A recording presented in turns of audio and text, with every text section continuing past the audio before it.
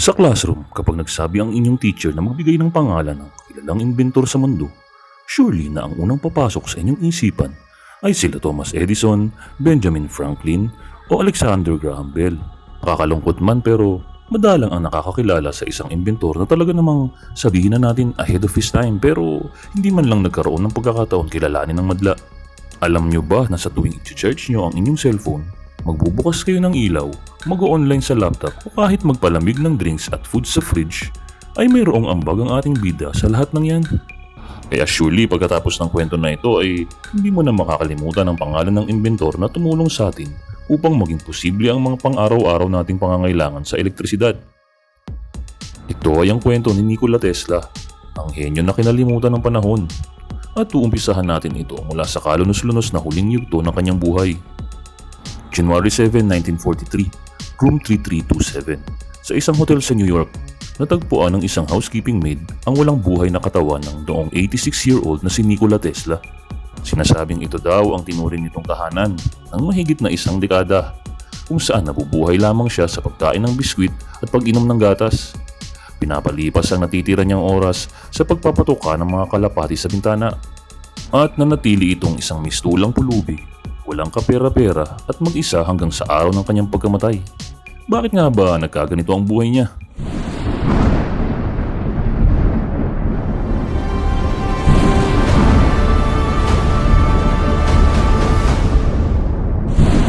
Si Nikola ay pinanganak sa Croatia noong July 10, 1856 at sinasabi na sa mga oras na yun ay nagkaroon ng matinding lightning storm. Ayon sa midwife na nagpaluwal sa kanya, may samalas ang bata na ito. Anya, ito raw ay isang anak ng kadiliman. Pero syempre, hindi naman sumang-ayon ang kanyang ina at mariin itong tinugon na hindi, siya ang tutulong magbigay liwanag sa lahat. And little did she know, ay magiging tama nga ang kanyang propesiya. Mula nung kabataan ay nakakakita di umano siya ng mga premonisyon mula sa pagkislap ng mga matitingkad na ilaw na siya lamang nakakakita. Dahil dyan nakakaisip siya ng mga ideya na sinasabing pinagmulan ng konsepto ng kanyang mga magiging imbensyon sa hinaharap. Anya, sobrang detalyado ng mga information na ito sa kanyang isipan, to the point na hindi niya na kailangan ito isulat dahil kung ano man ang kanyang maisip ay siguradong gagana ito ng perpekto base sa kanyang vision. Dahil umano ito sa kanyang eidetic memory, isang katangi-tanging kakayahan kung saan kaya nitong maalala ang isang imahe mula sa kanyang isipan ng may matinding detalye. Namana niya daw ito mula sa kanyang ina na mahilig din sa pag-iimbento at pag-aaral. Kaya nga, siya ay pinadala sa bansang Austria para mag-aral ng engineering kung saan ayon sa kanyang mga guro ay nag-aaral ito mula 3 AM hanggang 11 PM araw-araw. Talaga namang napakatindi daw ng utak nitong si Nikola to the point na kayang-kaya niya daw gumawa ng calculus gamit ang isip lamang. Bukod pa dyan ay kaya niyang magsalita at umintindi ng 8 iba't ibang lengguwahe. Ngunit sa kasamaang palad ay napabisyo ito at nalulong sa sugal. Dahilan kung bakit hindi ito natapos sa pag-aaral. Tinago niya ito sa kanyang magulang at mga kaanak kaya't ang buong akala nila ay namatay na ito somewhere. Dahil dyan ay nagpalipat-lipat siya sa Europe hanggang siya ay nakakuha ng trabaho sa Noy Electric Company na pagmamayari ni Thomas Edison.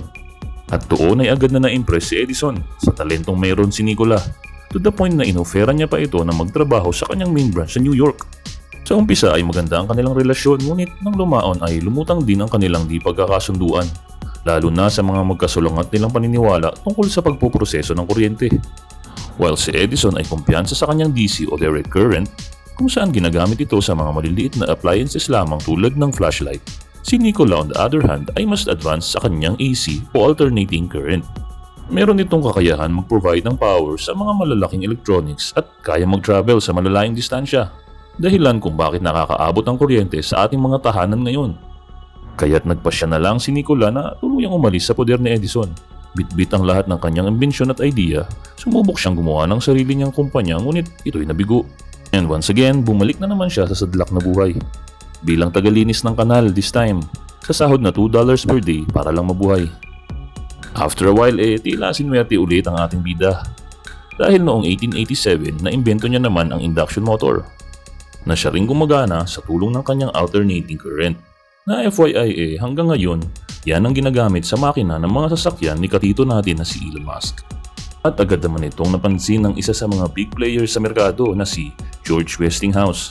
Kaya agad nitong naimbitahan si Nikola para maging bago nitong consultant at nilagyan ng patent ang kanyang mga imbensyon. At doon nga nagsimula ang tinatawag nilang War of the Currents. Dahil ang bitter na ex-BFF ni Tesla na si Edison ay pailalim na palang gumagawa ng mga kasiraan dito. Isa na dyan ay nung ginamit niya ang likha ni Tesla upang makaimbento ng silya elektrika. Ganon din ang pagpapalabas sa isang elepante at kuryentehin ito sa parehong paraan. Lahat para lang katakutan ng madla ang alternating current. Pero don't worry kasi tila nabigo ang madilim na plano ni Edison dahil pinaliwanag ng sanib puwersang Tesla at Westinghouse ang Chicago Exposition noong 1893 kung saan malinaw na nakita ng mga tao ang potensyal ng mga imbento ni Nikola. Hindi na binuo nila ang pinakaunang hydroelectric power station na nakapwesto sa Niagara Falls na hanggang ngayon ay pinapakinabangan ng mga tao sa Amerika.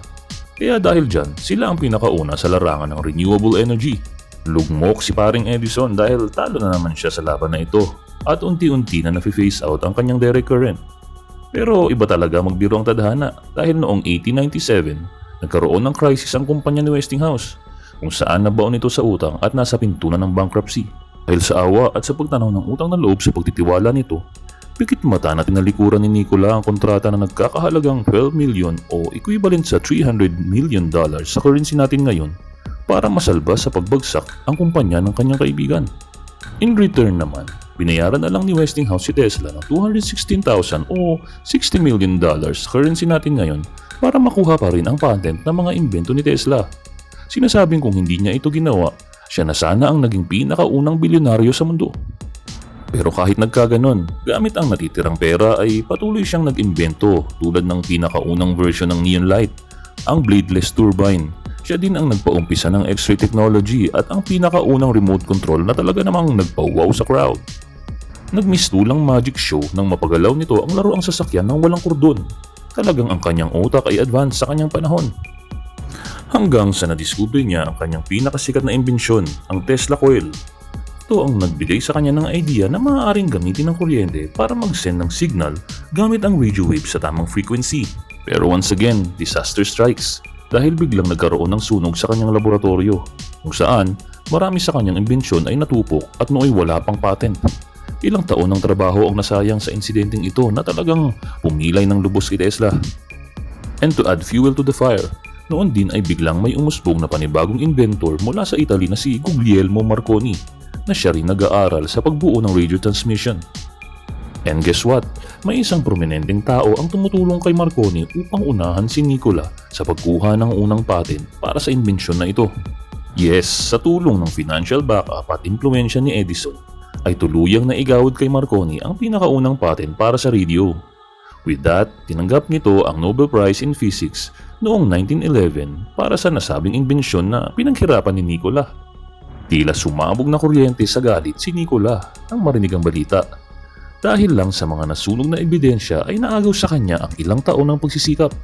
Kaya dinala niya ito sa hukuman. Sinampahan ng kaso si Marconi na tumagal ng dekada. Dahil sa mga insidenteng ito ay tuluyang nawala ang kumpiyansa ng mga tao kay Nikola. Pati ang kanyang dream project na wireless transmission kung saan na-imagine niya na ang lahat ng tao ay makakapag-communicate na saan man sa mundo wirelessly. Diba parang familiar? Yes mga katito dahil nagagamit na natin siya ngayon. In the end, tuluyan nang kinain ng depresyon si Nikola. Nag-deteriorate ang kanyang katawan at isip na sana'y nakagawa pa ng madami pang milagro sa sensya.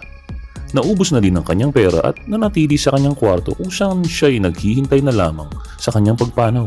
Nag-iisa at walang nakakakilala. And by the way, nanalo naman siya sa kanyang kaso kay Marconi. Pero wala na siya para tumanggap nito. Para sa inyo mga katito, saan nga ba siya nagkamali? Mali ba na hindi niya inuna ang kanyang sarili? Na hindi niya inisip ang pera at karangalan? Kundi ang patuloy na pagsasaliksik sa ikabubuti ng sangkatauhan? Ngayon ay kilala mo na ang forgotten genius na naging daan sa progresibong pamumuhay sa ating mundo sa hinaharap. Ika nga ng kanyang ina, he was a child of light. And yes, she was right. Hanggang sa susunod mga katito, salamat sa panonood.